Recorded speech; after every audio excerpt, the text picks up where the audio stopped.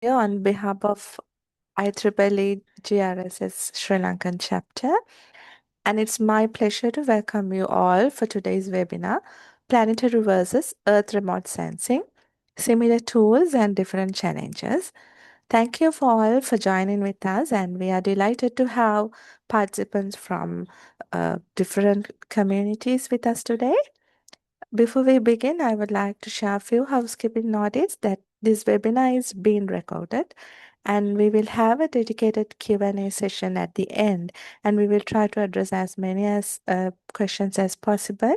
If you have any questions, you can drop in the chat box. It's now my great pleasure to introduce today's speaker, Dr. Gayantha R.L. Kodikara. Dr. Kodikara is a geoscientist specializing in planetary geoscience, remote sensing, and data driven Earth system analysis. He completed his PhD and postdoctoral research at the University of Wisconsin, Milwaukee, where his work focused on environments on Mars.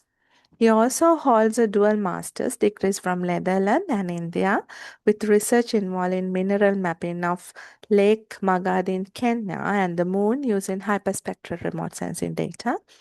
His research integrates Earth and planetary remote sensing, geochemical modeling, and machine and deep learning techniques to characterize the surface processes. So he tried to emphasize on bridging methodologies between planetary exploration and terrestrial environment systems. So we are truly honored to have Dr. Kodikar with us today, and we look forward to learning from his expertise and insights.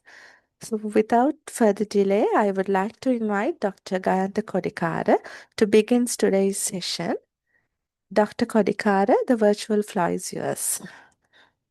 Thank you so much, Panchali. And good morning, good evening, good afternoon to everyone, because I know you are from the different part of the world, it's globe. Therefore, we'll start just talking about the planetary versus remote sensing. Yes. First, we'll discuss a little bit introduction about why it's important, and I'll take one of the example that is one of my favorite topic is zeolites, and then we'll discuss a little bit about the basics of remote sensing to have a similar platform for everyone. To start with that, then I divided this talk into mainly two parts: atmospheric interactions and the surface interactions. Then we'll take some of the example from each the area. And let's move to the first part. Right. Can you see this? The slide is clearly visible, no? Right. Yeah, what you see in the first is the geology, because I'm a geologist, as Panchali says, like a geology map of the Grand Canyon region of the Earth. Right. We can create a geology map. Those who are not in geology background, like, we collect the samples, we create a map, we go to the field, we collect sample, we get some readings, then finally we create a map. But when you look at the second map, the below one is a geology map of the Valles Marineris region of Mars. Who went to the Mars? Who collect the samples from the Mars? Like if I show you here the moon map, then we know actually, like from Apollo 11 to Apollo 17, we went to the moon and we collect some samples. We have at least some areas we have a very good understanding. But on Mars, we don't have. We haven't been to the Mars yet, and we don't have return samples yet. Then how they create a very big map with the similar, like with more details? That is the one of the motivation. Not only that, when you look at some of the papers, they mention not only the surface materials, but also different type of clay minerals. These are very, very detailed. Like if you are not in geology background, I'm just saying like these are very fine detailed maps, and they identified very small chemical changes also on the Mars. How they identified them? That is then what tools they use, and what we need to think about before identifying them. That is a topic of today actually. But yeah, the Panchal already mentioned about that. Then I'm second one. Like okay, now the case study one. This is like a zeolite on Mars. I'm just taking this as a one example because I will be touching this this subject again and again when we are discussing the case studies. What is zeolite? Zeolite is a kind of, the salt, chalk kind of thing, another mineral actually, another mineral, like, gemstone. Like, it's not a gemstone, but like that, another mineral. Okay? It's a natural zeolite, but why it is important? Because it gives the memory. I mean, it's like a time capsule, like a capsule kind of thing. It means if it is formed in certain area, based on that, you can tell whether there was a water and what happened to the water and what was the pH or the whether water is saline or whether it's basic, something like that. That is all about the zeolite. That is like there are different type of zeolites like you see here, analcime, chabazite, clinoidite, monazite, and philipsite. These are things. Right. Then, yeah, this zeolite can occur on Earth in different areas. It can. We have a lot in lot not lot actually. We have zeolite on the Earth. We have in the deep sea sediments. We have some saline alkaline lakes in lake environment. Then we have in some river environment or some like volcanic environment. This is simply like these are the places where we can find the zeolites. Then, but the problem is here, zeolites have not yet been reported in Mars meteorites or data from in situ landers and rovers on Mars. We couldn't identify zeolite on Mars exactly, but from the spectral signature of one of the zeolite, analcime, has been detected in several locations on Mars using orbital spectral data. Then why we cannot identify them really, but we identify from remote sensing data. That is the main problem. There are few reasons for that. They might be absent in that area, or they were originally present and later removed by the chemical processes, like a dissolution and alterations, or they are present but are covered by the or mixed with the another material, or they are present but the method applied are not capable of or detecting and mapping them, or they are present but we are not looking at the correct ways. Now, these are the few hypotheses. We are going to check this one during this talk, actually, some of them, actually. Right. Let's move to the completely different, like, okay, though we try to, like, this is called comparative, like, planetology. Like, we are comparing, we are trying to find the two different, like, we are trying to find, we are taking the examples from the Earth to find out whether it is possible to form on Mars. But the problem is Earth and Mars are completely like different, like basic parameters are completely different. If you think about the like solar distance, it is different, orbital period it is different, rotational period is somewhat similar, but radius, equatorial radius is different, and the gravity is a one third, and the surface temperature is different, relative mass is completely different. Therefore, most of the physical processes happening on the Earth and Mars where we cannot directly compare them. Not only that, we will come to the main point with our like a topic today. Right. Not only that, history also, geologic history of Mars also completely different. Because there was a water around 2.7 billion years back, not recently. Now you can see very dry planet. But there was a water in that time before 2000, like sorry, 2.7 or 3 billion years back. It means like in Earth history we call Archean time. Therefore, it's also completely different. Okay, let's move to our main subject topic now. These are all introduction now. Like, what is remote sensing? I'm just simply explaining everything first of all before moving to before touching the subject area. The measurement of object or target from a distance. There are two books actually. I like Sabin's book and the Lillis and Kiefer that they mention what remote sensing is the science of acquiring, processing, and interpreting images that record the interactions between electromagnetic energy and the matter. What is important thing is we are recording the electromagnetic energy. You see, it is also art of obtaining information about an object because we can't say, okay, we did this algorithm, then we got the data. That is correct. Not like that. It's an art of obtaining the data because it's difficult because of these few reasons. We'll discuss that. Right. Let's talk a little bit about the planetary missions. These are not all the planetary missions, just type out the picture, but when we think about the Earth has a lot of orbital satellite satellites, as well as they have a lot of sensors also. They are radar sensors, radar sensors, thermal sensors, visible infrared sensors, sometimes LiDAR sensors, like that. When we look at our closest objects, moon also had a lot of have and had a lot of sensors, like satellites orbiting around them, and they have a lot of sensors, or they are taking a lot of pictures from different wavelength region. When you look at the Mars, that is also there are a lot. And the Jupiter, Saturn, we have sometimes flybys, sometimes we have orbiters, sometimes we have landers, all are recording some kind of remote sensing information, remote information. Right.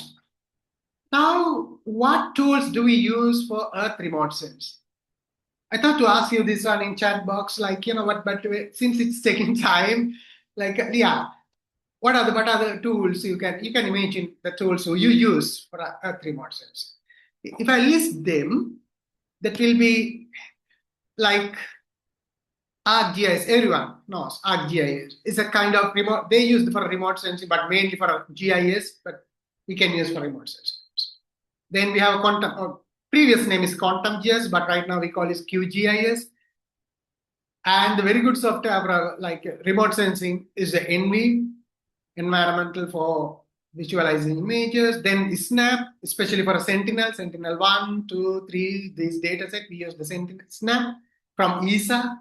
And we have Ilvis from the Netherlands, that is very old software, but it's now open source software. Then we use a lot of Python we can use, or we can use the R.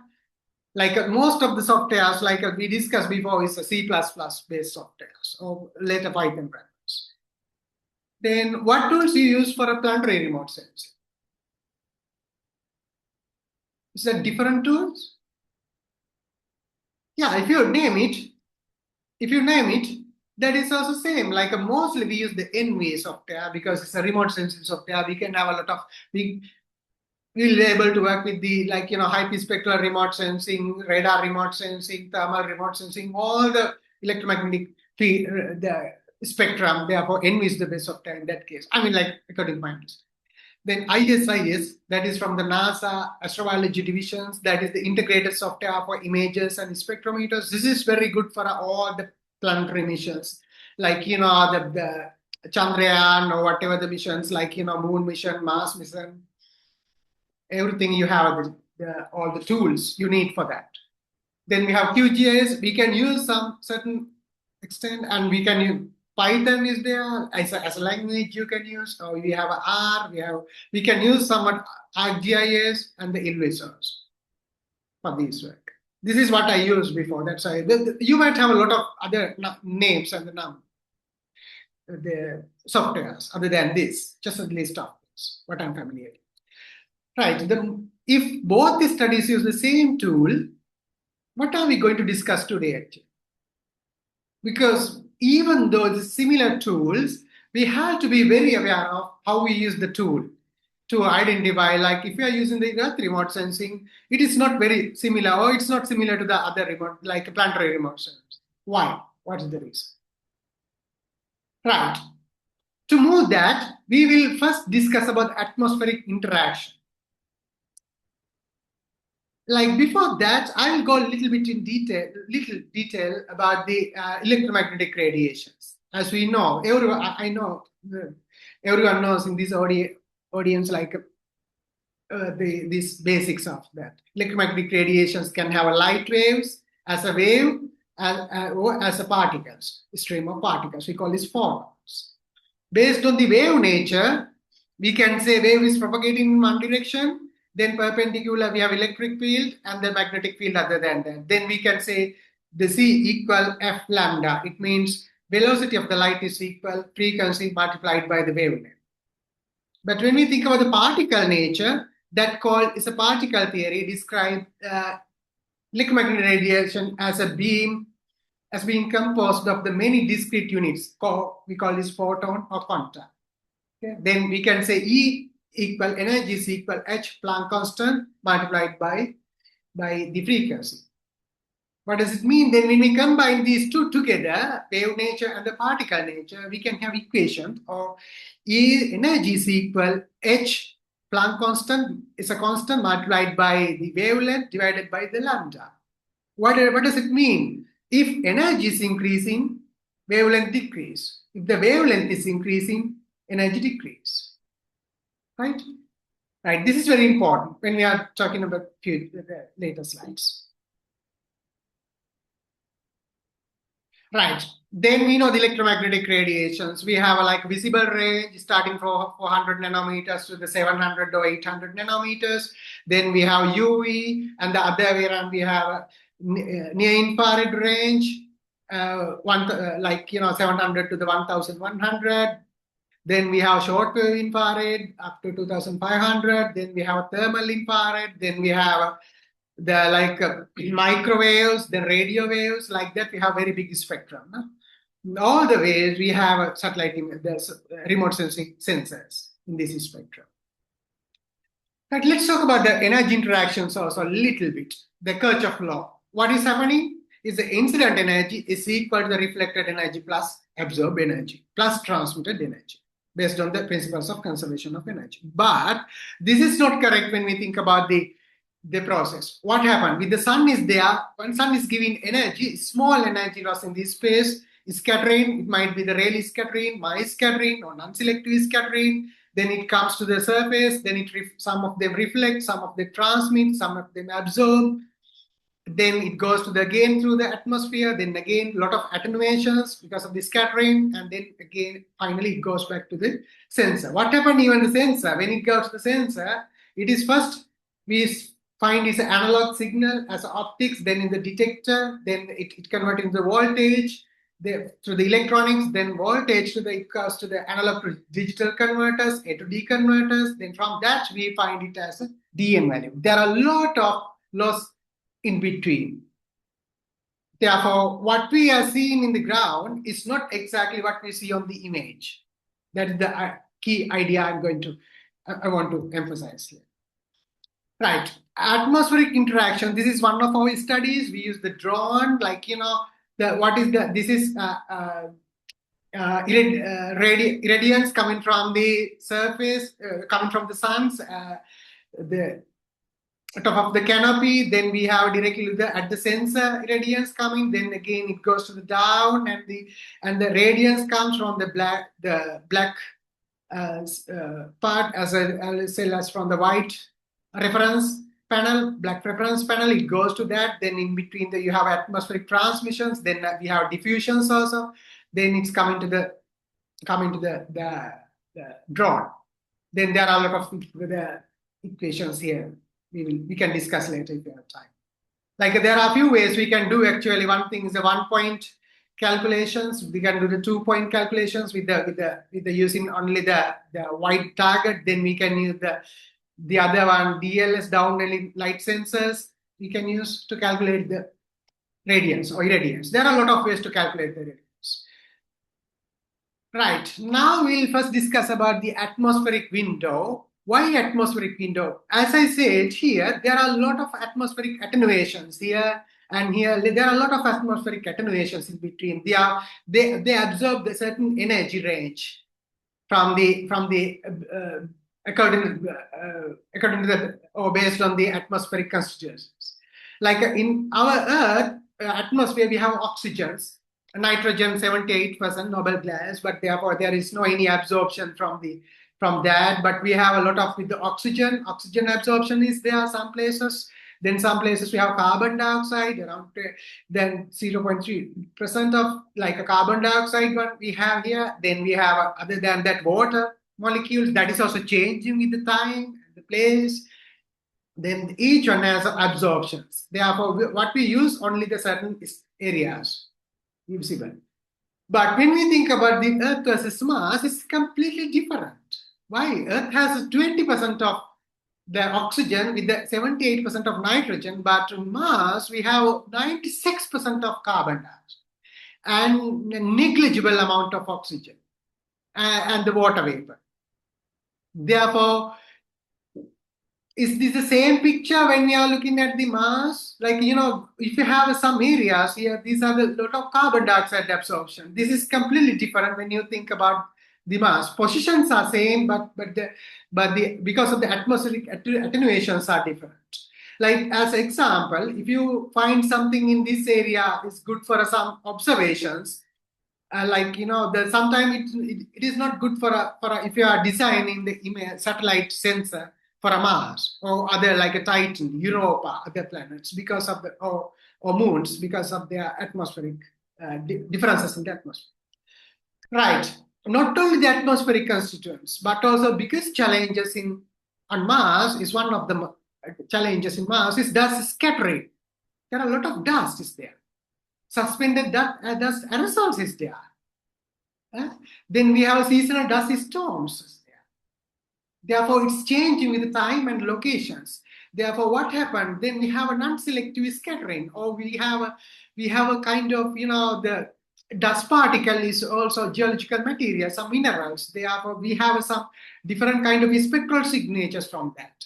Then carbon dioxide absorption band we discussed before, and dust alters albedo of the images and the spectral signatures, as I said before, as well as the thermal emission. That's why we use the like thermal map. The Themis map use a lot of the thermal inertia in this because of the dust. To find out the dust area, also we use the thermal images. Therefore, atmospheric correction becomes very uncertain in this area. Venus, how about the Venus? Just as three examples here. That is completely different again. That has a very, very dense carbon dioxide atmosphere. Therefore, optical images doesn't work in that case. The radar images work, and the thermal images also, but very, very narrow band area. Only the atmospheric window is very small. And because of the carbon dioxide, severe carbon dioxide, and because of that, there are some big multiple scattering is happening there, but we can't see any lights going through the atmosphere. And the thermal absorption is there. Then optical opacity is very low. Right. Let's talk about a little bit about the atmospheric correction tools. Earth, we use Motran, very good atmospheric correction module. It has a lot of data, and the 6S is another one. And then that is also Fortran code used for atmospheric correction. Flash is the another one inbuilt, like it's in NV. Flash is a very good atmospheric correction model. The Sen2Co is a Sentinel atmospheric correction model from the ESA, but these are all from Earth. Do we have from Mars? Sorry, do we have for other planets?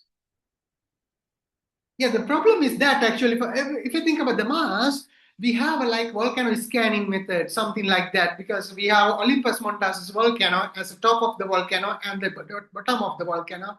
We have atmosphere, like based on that we can compensate the carbon dioxide bands, and we can do the atmospheric correction. And the volcanic scanning methods, we have different like models also based on that. Then the reason is we don't know actually. If you think about what is the atmospheric correction model for a moon, there is no, because we don't have atmosphere on the moon. Therefore, we don't need atmospheric correction model for a moon. But the different, the like, if you think about Titan have a methane. Therefore, they might have a completely different atmospheric correction. Europa, it's their own atmospheric correction. But the thing is, we don't know much about these things. We very poorly known about these things. And we don't have a lot of information. Like on Earth, we have a lot of information. Like in Flash, Modron, and 6S, we use a lot of like tropical. We have a different model. High latitude, we have different models. But we don't have much data about the planetary. So we have a very limited in situ measurements of some of the planets, and some of them we don't have. And another thing is changing aerosol conditions very quickly. Something dust storms changing a lot, and therefore we don't have that information. Therefore, atmospheric correction itself becomes a scientific objective in most of the planets. Like on Earth, we use as a tool, but on other planets or planetary remote sensing, we use as another research area. Right. We'll go to the one by one now. The radiometric, what we are doing actually, first we need to do the radiometric scene corrections. These things are very common thing in remote sensing. That's why I didn't discuss in detail what is radiometric corrections. But for that we need elimination conditions. Like think about the moon, south polar region, north polar region. Illumination conditions are very low. Even therefore, if you have like a moon mineralogy map, NCube data or Sentinel, sorry, the the Clementine data. We don't have much information in there. We don't have much because more noise is there because illumination conditions are very low. And sometimes the craters, like we have like a permanently shadow region. Therefore, radiometric correction is very difficult in this area. Sometimes observation geometry is different. Like it's depend on the orbital orbit and the atmospheric phenomenon as we discussed before, and the topographic variations because we don't have much data. But when we think about the moon, we have a LOLA, the laser altimetry orbital laser lunar orbital laser altimetry we have in LOLA. Then MOLA we have in Mars. We have actually depth from that to topographic to create a topographic plan. But we don't have any other surfaces. Even we have in Moon and Mars, their spatial resolution is very low. And therefore we need to do the radiometric calibrations in that. But most of the algorithm we think is as we assume it as a Lambert-Eaton scattering. It means perfectly diffusing reflectors. It is not non-Lambert-Eaton scattering. Therefore, we have to think of that actually. Then the atmospheric model, as we discussed before, remove unwanted atmospheric effect. That is also dependent on atmosphere, type of atmosphere. And the target reference models, basically we use the bidirectional reflectance distribution functions, BRDF, but it's not common for all the planets. Like as example, Luna, like a terrain reflect, like equal amount of light in all directions, but foreshortening you can find the direction of observations. It's a completely different sometimes. Therefore, we have to incorporate these things when we are doing the planetary remote sensing because we are dealing with completely different environment, completely different atmosphere, completely different gravity, completely different light conditions than the Earth. And when we think about these two as two separate the calibration methods, we use the onboard calibration and most of the Earth satellites, and we use the target environment from the desert, sometimes ocean targets, sometimes other places, and we use the field spectrometer a lot, sometimes before the launching, after some years, certain years to recalibrate the satellite images for the radiometric calibration. Also, cost calibration is possible, like we are using the Sentinel with the Landsat to cost calibrations. Or radiometric uncertainty is therefore relatively low actually on Earth. But in planetary remote sensing, calibration is extremely difficult because we don't have a target. We don't have ground control locations. Calibrations like the references we don't have. Challenges are no field calibration sites on those areas. And the sensor degrade during the long missions. Why is that? Because some of the area doesn't have atmosphere. Therefore, solar radiations comes and the sun radiations, solar radiation, because of that, cosmic radiation, because of these things, the satellite damage or census damage, CCD damage, then the thermal cycling, based on these things, these are the biggest problem. Then some missions actually have only pre-launch calibrations. There is no after that calibrations. We had a problem last time, like 3-4 years back with the CRISM data also. There's some calibration issues. And before that, the other one, Omega also, calibration issues. Right. Then the geometric correction is the second one. Yeah, Earth geometry is very well modeled. We know the geode, we know the gravity map, we have a GLONASS data, we know very well the geode and all the ellipsoids. Then we can use the Earth rotation, terrain effects. We normally use these things, sensor attitude and orbital perturbations to see how it's changing because we are using the star tracking in that case. And the ground control points is widely available on Earth. then we know where it is, then it's very easy to do the geometry corrections. Also, we have a DEM, high resolution DEMs. We can do the authentications to do more, to get more data or accurate data. But for the planetary remote sensing, challenges are actually is unknown or poorly known topography. Like sometimes we may say, okay, we know Moon and Mars, but some of the planets or some of the asteroid we don't know about the topography, and we don't have planetary reference frame sometimes. We don't know actually that. And irregular gravity fields is there. Some of the planetesimal or the asteroids. Or lack of GCPs, ground control points, we don't have actually.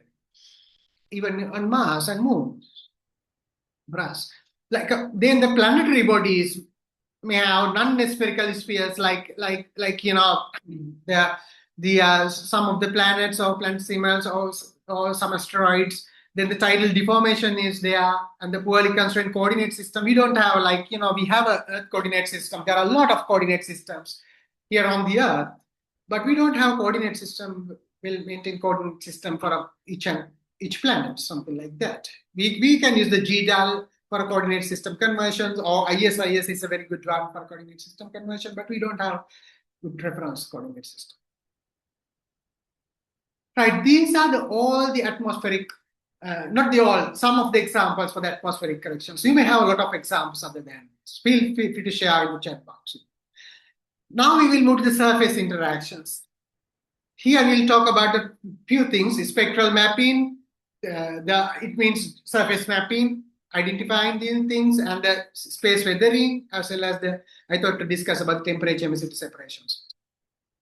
Right, spectral mapping, a little bit about what we are talking here. We have I'm here trying to talk about the high spectral images. High spectral means number of we have multispectral, panchromatic, only one band, multispectral, tens of image bands Aster, Landsat, or Sentinel. Then we have high spectral images. High spectral have hundreds of bands. On Earth we had a Hyperion, 224 bands. Then we had a moon mineralogy mapper from Moon Chandrayaan-1, that is 197, I think, if I remember correctly. Then we have 300 bands around 300 bands in Crystal data from Mars and Omega. These are the high spectral remote sensors. But what you see here, based on that, if you go through the one pixel, you can see the spectra. Spectra has some absorptions. These are the absorption. These are fingerprint for a material based on the absorption feature locations. Why it's the locations? Because before we talk about the particle and wave theory, in there we talk about energy with the wavelength. With a certain energy, if the light absorbed by certain energy, then we have some absorption in that area. That is the reason for the absorptions. Causes of absorption, we can mainly divide into two: electronic processes as well as vibration. Electronic processes there are several types. Crystal field effects, most common one. Then we have charge transfer, and color centers, conduction bands. Then the vibrational also several things. Let's talk about a little bit. I'm just taking only one example for what we are talking here. Crystal field effects. This is the most common electronic process. It's a very big subject area again. Then we have why it's happening. We have especially d orbitals in the periodic table, like iron. These things we have absorb the energy, then it transfer to the another level, energy level, because of the unfilled electron shells shift to the other one. Then it's in the transition elements, therefore low energy level is split when the atom is located in the crystal field. Therefore, they have absorbed certain energy to move to the higher level.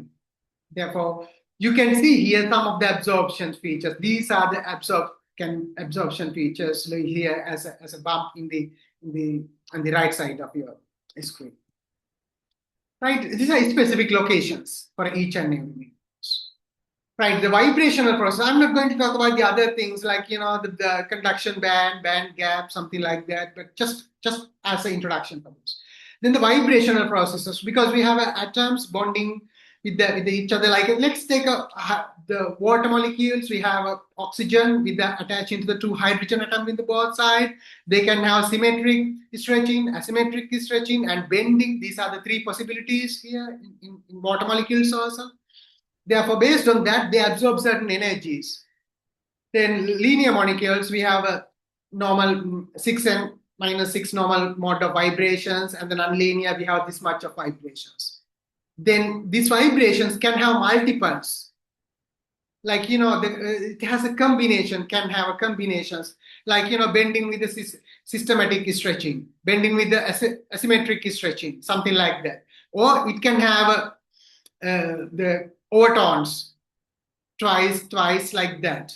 Okay, we will talk about these things in here. Like as example, like there are three few type of vibrational process. One thing is water molecules, hydroxyl bonds, and the carbonates, and the other minerals also have different kind of vibrational process. So let's take the water molecule. Water molecule has three kind of vibrations, as I said before, like a bending, asymmetric, and symmetric vibrations. Then they have overtones, and they absorb energy in a certain wavelength range, like here, overtone and combinations.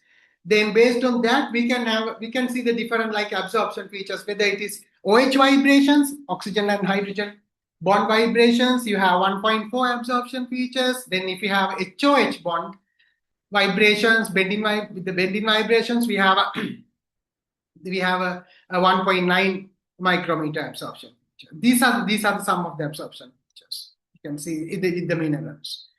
And the carbonates are also very similar way. They have their own absorption feature at the different locations because of this bond.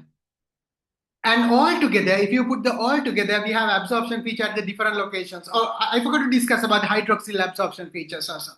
Whether if you have aluminium hydroxyl, there we have a 2.2 absorption feature. Whether we have a magnesium hydroxyl bond, then we have a 2.3 micrometer, then carbonate 2.35 micrometers, something like that. All together, in each type of mineral or material of the surface, we have different absorption locations of the absorptions.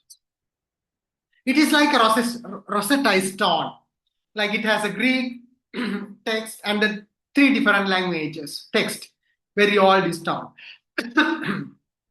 But you can tell from that, if you know one language, it's written the same thing. Therefore, based on that, we can identify the others. Something like James Sutton, and he introduced this one with the different material, mineral has their characteristic absorption features based on the vibrational and electronic transitions, as we discussed before. Therefore, it is characteristic. Right, these are the basic part. Now we'll go to the planetary science and the Earth remote sensing, compare that. We first start one of the case study. This is problem of mineral mixtures. What is the problem here? The problem is actually because zeolite means one of the zeolite here is the clinoptilite.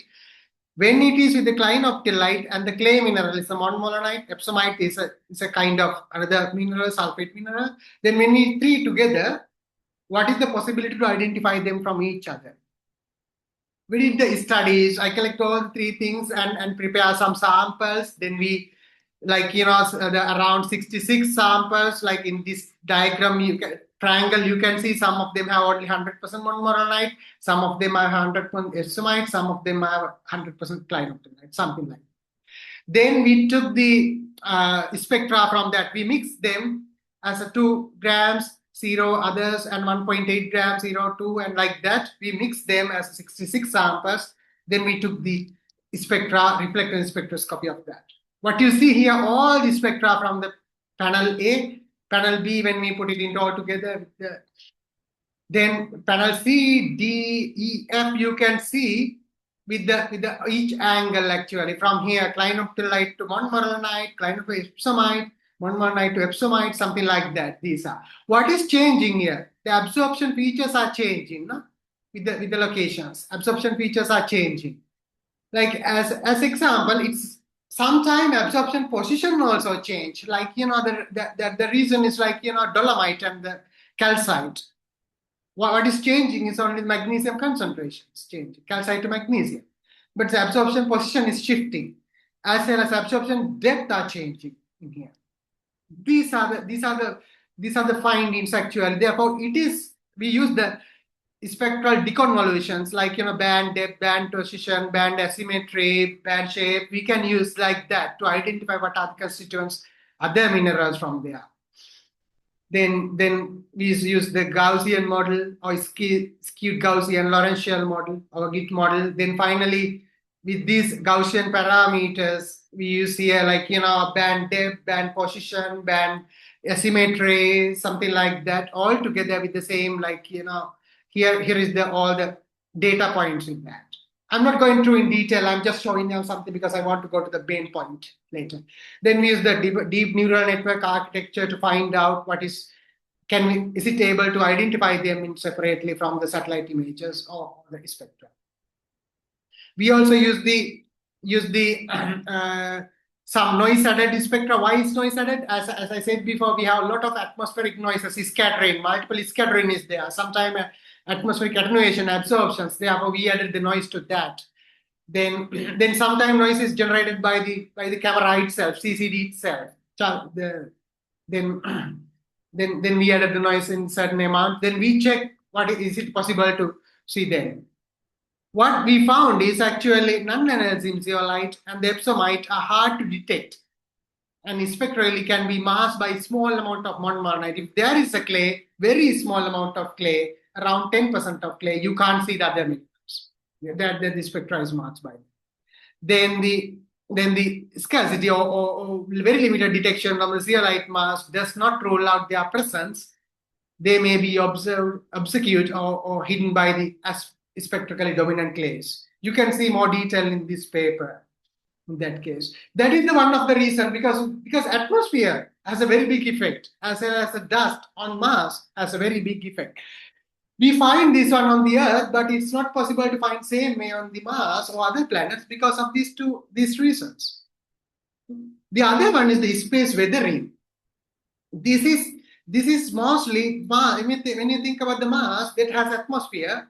Therefore, they have a different kind of weathering, no? Chemical weathering, physical weathering is there mostly. But when we think about the airless bodies, like the moon as well as other asteroid or other planets, they have a different kind of weathering that called space weathering or optical maturity we call OMAT. Like how it's happening, then it's like the soils on the moon. That's most of the soil, like the top surface of the moons has a lot of we call the reddened soil. The reason is because of the space weathering. That is from the micro bombardment, actually, micro meteorite bombardment or cosmic rays. Because of that, it's vaporization happens, and finally you have like agglomerate formation, agglutinate formations that then like iron nanophase iron particles. Therefore, it is very difficult to like I understand them without knowing the process. Like as example here, when we think about the Apollo 17 samples, like rock samples cause basalt, you have very big absorption feature, very nicely, 1,000 and 2,000, like a pyroxene, high calcium and low calcium pyroxenes. But the soil doesn't have that kind of, because though it's a high calcium and low calcium pyroxenes there, but the thing is, because of the weathering, the atmospheric weathering or optical maturity, you don't see any absorption. Like in the second graph here, you can see the crater. Near to the crater, you have an absorption feature. When you think about the soil, it's absorption features are more and more dilated. This is from M-Cube data, Moon Mineralogy Mapper data from Chandrayaan-1. And if you think about the asteroid IDA, you have this is from Galileo's start. You have like a weathered terrain and the non-weathered terrain. Not the same absorption feature. It's a completely different than the others, but the shape is different. Therefore, we should have a different, like what I want to say, emphasize, different planet. You should treat very differently, not like as same as on the Earth. And the case studies is space weathering. Two of my studies here on Moon. One thing is the machine learning approaches for classifying lunar soils. We found a lot of like the optical maturity we can identify with that reddened soil or the space weathering we can identify from the machine learning model, but we can do the same thing like on Earth. And the spectral mapping of morphological features on the moon with MGM, modified Gaussian model, and the spectral angle mapping method. This is here you can see in the figure white areas. It's a optical maturity is high and the reddened soil. Then sometimes the problem is here, not all the white areas is like that. Illumination angle is the here one of the problem, and the shadowing here one of the problem, and the optical maturity is the problem. Therefore, we have to identify them each from each other to exactly address the reason for the surface. Right, let's go to the future drone mapping on Mars. This is from the Tanzanian and the case study I'm going to focus on. Then we use the red gauge camera. This is a multispectral camera used for Earth remote sensing, but we cannot use actually for Mars or other planets because of the absorption features and absorption like atmospheric attenuations and a lot of other reasons, as we discussed very briefly in previous. We use the bright reference and the dark reference to do the radiometric corrections, and we use the atmospheric model also corrections in that areas. Then finally, we did a lot of pre-processing steps, like all the things you can find in this GitHub page or the coordinates, because we need to do a lot of atmospheric and the geometric corrections because if we are using the drone images, I mean, if you are using satellite images, they have done a lot of for you all the radiometric and geometric corrections. But if you are using satellite drone images, we have to do ourselves images. That is also different. I will tell you what is the difficulties in both the planets in here. Like then we use we are comparing with the red gauge absorption bands position with the other all the Mars missions like the mast cam and the pan cam, as well as the Mars cam from all the Martian data. Then we did the different algorithms to identify the data. But the biggest problem here we face is the two different the problem is the high resolution data handling. It's a really difficult. Transmission and processing remain challenging because Mars data, they're like on the Earth drone, you can just fly the drone 30 minutes, you can get your SD card, you transfer the data. But if you are flying on the Mars or any other planet, this is the biggest problem, and the data handling is the bigger problem. Downwelling and upwelling the data is the biggest problem. Then the second problem is the power and the computational constraint are critical limitations. Because we don't have much power, because the reason is A to D converters are there, D to A converters is there again. Like the A to D converters get a lot of energy. Therefore, imaging resolution, the solutions what we this said here in the all analog optical machine learning digital camera module. Therefore, it should be the completely different than the Earth remote sensing model, like a photonic computing kind of thing, digital analog hybrid systems, like optical diffractive neural network kind of thing, or optical diffractive neural network kind of thing. We have to think about that kind of techniques if you are planning for other planetary bodies, drone mapping or something like that. Let's move to the second one, is the surface mineral mapping. I use here the Lake Tekakwapa, California, with the Earth remote sensing data from the Hyperion and Aster. What we identified here, zeolites using orbital and lab spectroscopy is complicated when zeolite present in mudstone and sandstone beds in the different beds. And the laboratory spectrum are completely different than the orbital spectra. Because of this atmospheric scattering and absorption, spectral resolution and spatial coverage, changes of physical properties, and these things. Oh, sorry. What's happened? Right. Sorry for that.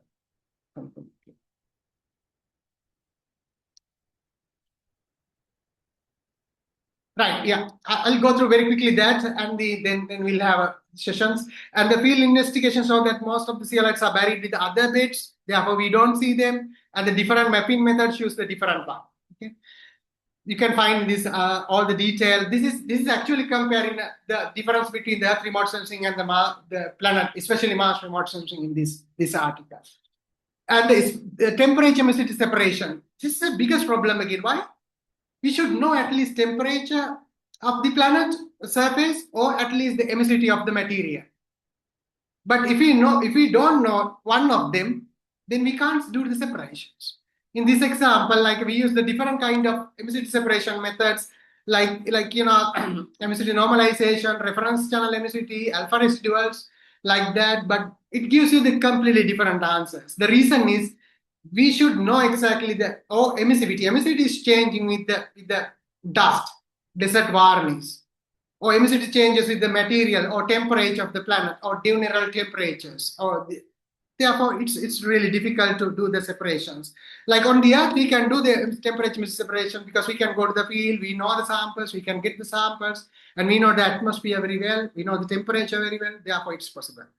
Therefore, finally, interpretation and validations, because Earth remote sensing, we can do the field campings, we can do the drone images, we can do the GPS surveys, we can do the ocean buoys when we are doing the satellite oceanography, we can do the meteorological stations, we have these things. Therefore, ground truth are abundant to do the remote sensing validation, sometimes radiometric corrections. But planetary remote sensing are extremely difficult because of the we have only the few limited areas. That is from raw observation. We found something like the prism data. We identified as a magnesium sulfate, but when we go there, there is no magnesium sulfate, but in a different kind of material like that. And the land, as we have some areas like on the moon and Mars, then we have sample return, future sample return missions, and the sample return missions we have from the moon. Then a single rover validates only very small area. Therefore, we can't say based on that for the entire area because atmosphere is completely changing. Therefore, we are interpreting sometimes inaccurate data. That is all from me, actually. Then the interesting part now begins. That's the question and discussion. Thank you very much.